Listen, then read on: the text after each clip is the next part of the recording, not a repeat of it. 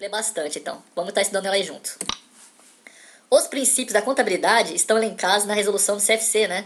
750 de 93. E são os seguintes. Tem 6, né? Entidade, princípio da entidade, o princípio da continuidade, o princípio da oportunidade, o princípio do registro pelo valor original, o princípio da competência e o princípio da prudência, né? Tinha também um outro princípio que era da atualização monetária, que no momento ele está aí revogado, né? Então, atualmente aí, né?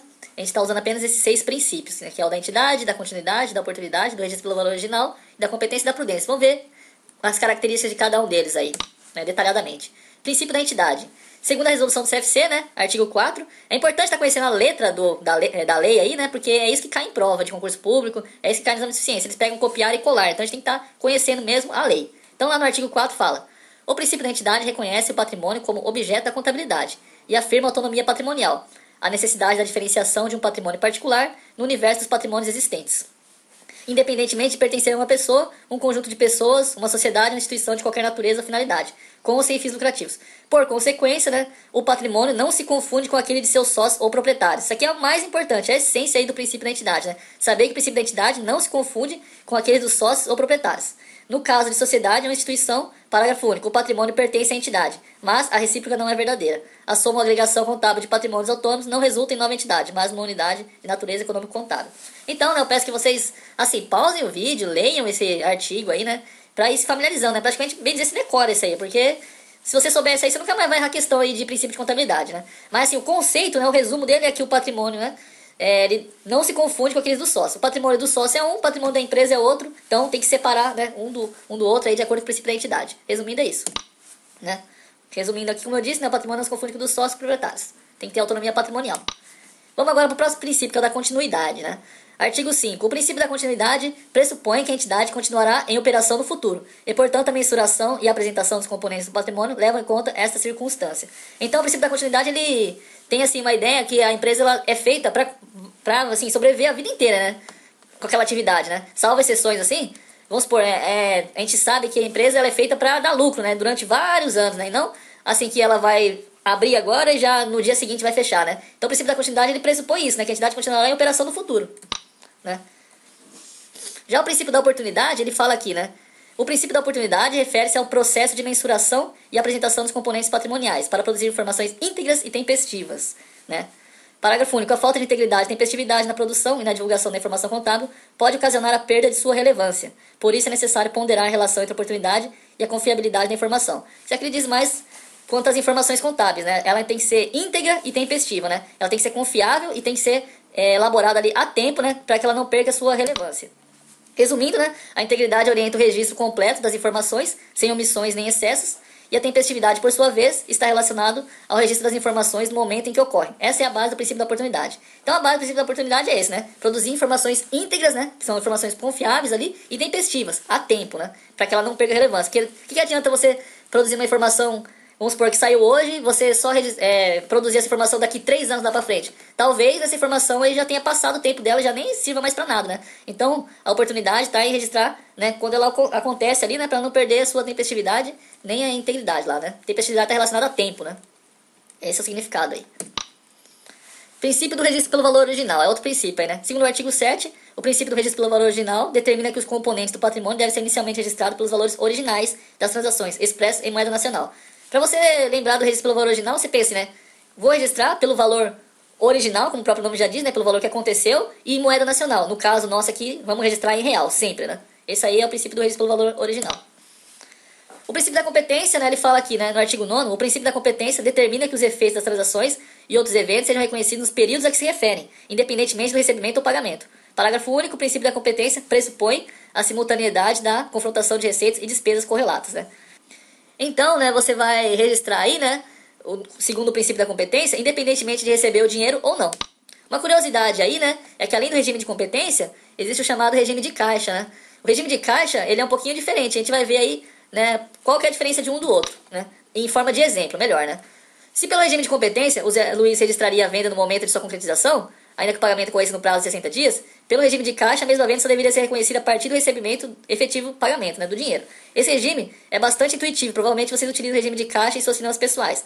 Assim, receitas e despesas são registradas no momento do seu efetivo recebimento e pagamento. No regime de caixa, você vai registrar, assim, uma compra, uma venda, só quando você receber o dinheiro, né? Propriamente dito, ou você pagar, né? Sair realmente o dinheiro aí do seu caixa, da sua carteira, enfim. Já no regime de competência, não. Independente de você pagar ou receber, você já está registrando a despesa, né? Vamos supor que você faz, assim, no regime de competência, uma compra a prazo. Né? Uma compra a prazo, você não pagou nada, né? Porque você, tipo assim, no primeiro mês você não pagou nada, porque você vai pagar lá na frente, né? É a prazo. Só que você já registra aquela despesa, né? Aquela compra, no regime de competência, né? Como se você já tivesse gastado aquele dinheiro. Já no regime de caixa, não, né? Você só registraria naquele momento que você realmente pagasse aquela parcela da compra. Quando realmente saísse o dinheiro. Então essa é a diferença aí do regime de competência e do regime de caixa.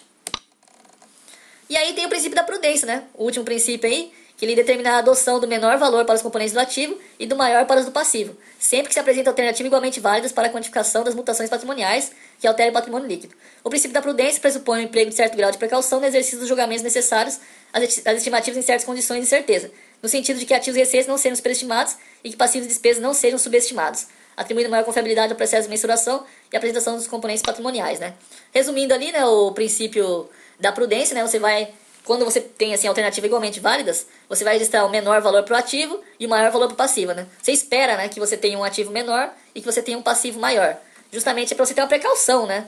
Você tem que esperar assim o pior para quando vier o problema aí, né, você já está preparado, né? Se você acha que você tem muito ativo e você tem pouco passivo, aí, né, e ao contrário, provavelmente você vai se dar mal, né? Justamente a contabilidade aí com seus princípios ensina você a ser prudente, né? A ter cuidado aí no caso. É isso que ele quer dizer, resumindo. E vamos resolver uma questãozinha aí, né, de técnico da Receita Federal, a questão de concurso público, que é no ano de 2003, pra gente estar resumindo aí o nosso conhecimento, né?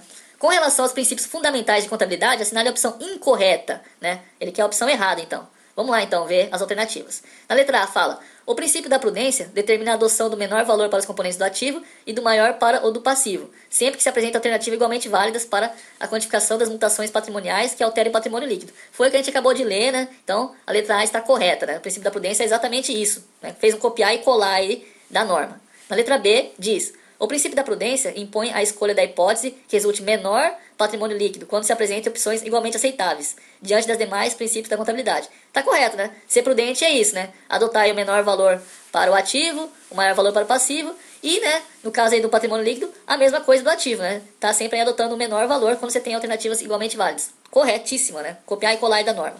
C. O princípio da prudência somente se aplica às mutações posteriores, constituindo-se ordenamento indispensável a aplicação correta do princípio da competência.